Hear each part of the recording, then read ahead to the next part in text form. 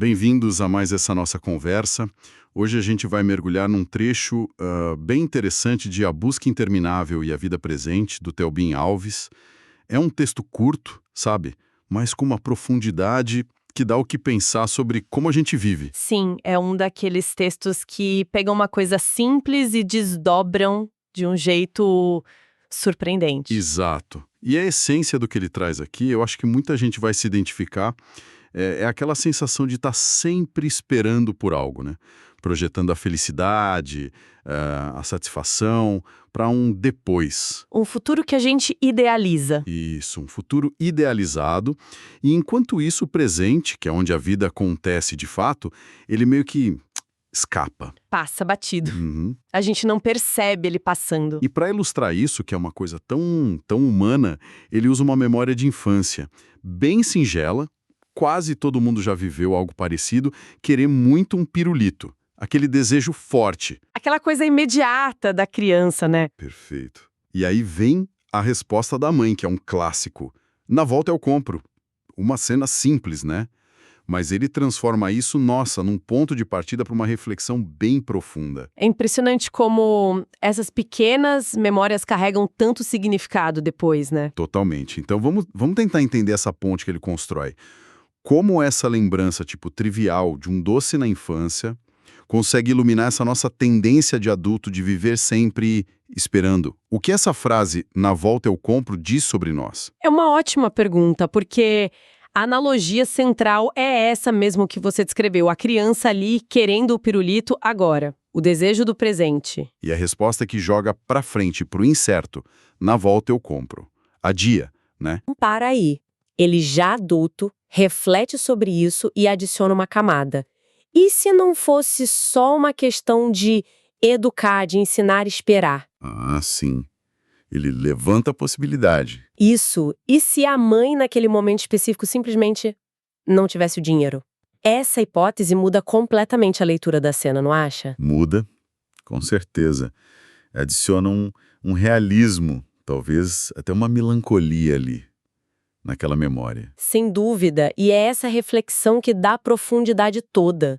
Porque, olha, na volta eu compro, por si só já é um resumo perfeito da gratificação adiada. A gente aprende isso desde pequeno, né? Esperar pra ter. Sim, faz parte do crescimento. Mas essa ideia da falta de dinheiro, nossa, ela traz a complexidade do mundo adulto pra dentro da cena infantil. Traz a possibilidade de uma promessa que nasceu não de uma escolha, mas de uma limitação real. Talvez até de um não querer admitir ali na hora, né? Um constrangimento. Entendi. E isso mostra o poder dessas memórias, né? Mesmo as que parecem banais. Exato.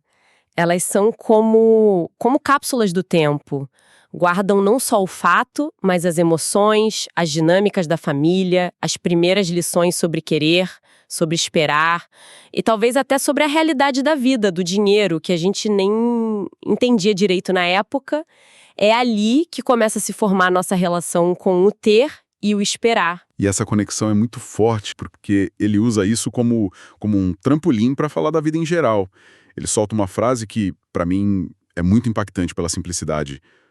A gente vive esperando a volta ou depois ou amanhã. É quase um diagnóstico, né? É um diagnóstico preciso. É como se ele dissesse, olha, aquilo do pirulito não ficou lá atrás na infância. A gente internalizou esse mecanismo. E a gente replica isso em tudo, né? Em tudo. A espera pela volta vira o nosso modo padrão. Seja a promoção no trabalho, a casa nova, aquela viagem. O relacionamento perfeito, a aposentadoria. Exatamente. A gente vive mirando num marco futuro que, na nossa cabeça, vai trazer a felicidade, a completude que a gente acha que falta agora. É uma busca constante por algo que está sempre lá na frente. E do ponto de vista psicológico, isso tem uma explicação, claro. Nós somos, de certa forma, programados para ter metas, para buscar melhorar, para olhar para frente. Isso é importante para sobreviver, para progredir. Sim, impulsiona a gente. E impulsiona, sem dúvida. O problema é quando isso vira o único jeito de viver. Quando essa busca pelo futuro vira uma insatisfação crônica. Uma dificuldade enorme de estar aqui agora, sabe? De achar valor no que já é, porque o foco está sempre no que vai ser. É aquela sensação de que a linha de chegada está sempre se movendo, né? Exatamente, é quase uma corrida sem fim. Você alcança uma coisa e a satisfação dura pouco. Logo você já está mirando na próxima. E aí vem a pergunta que o autor também levanta, que é crucial. Que é. O que é suficiente? Como a gente define isso? Numa cultura que o tempo todo martela mais sucesso, mais coisas, mais experiências, Mais tudo, né? mais tudo, aí parece quase, sei lá, revolucionário parar e perguntar: o que eu realmente preciso para viver bem? Será que uma parte boa disso já não está aqui, comigo? Essa é uma pergunta difícil de fazer, eu acho, e de responder. Muito difícil. E essa dificuldade em reconhecer o que já é suficiente nos leva direto ao ponto alto da reflexão dele, a parte que talvez mais desafia a gente. Ele diz assim: talvez você já tenha tudo de que precisa, só não vê porque seus olhos estão ocupados procurando mais. Uau, essa frase é forte, bate fundo, porque ela sugere que a nossa sensação de falta pode ser muitas vezes um problema de foco, de percepção, uma cegueira que a gente mesmo cria. Exatamente essa a ideia. A possibilidade de que o essencial, tipo saúde, relações que importam, um teto, comida, momentos simples de alegria, já estejam presentes. Mas a nossa atenção está tão fisgada pela próxima grande coisa, pelo próximo pirulito da vez. Uhum. Que a gente não enxerga ou não valoriza o que está na mão. Isso.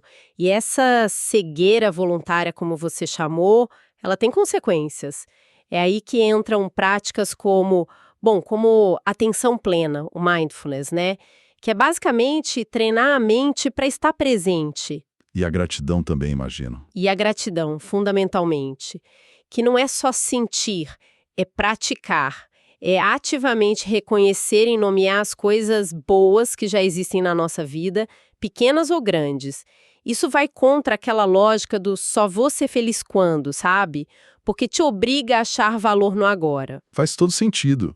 São como antídotos para essa tendência de viver lá na frente. Porque essa busca sem fim, essa espera pela volta, ela cobra um preço, né? Cobra, e um preço alto. Pode gerar muita ansiedade, com a preocupação constante sobre o futuro. Pode levar à frustração quando o futuro não vem do jeito que a gente imaginou. E nos relacionamentos, então?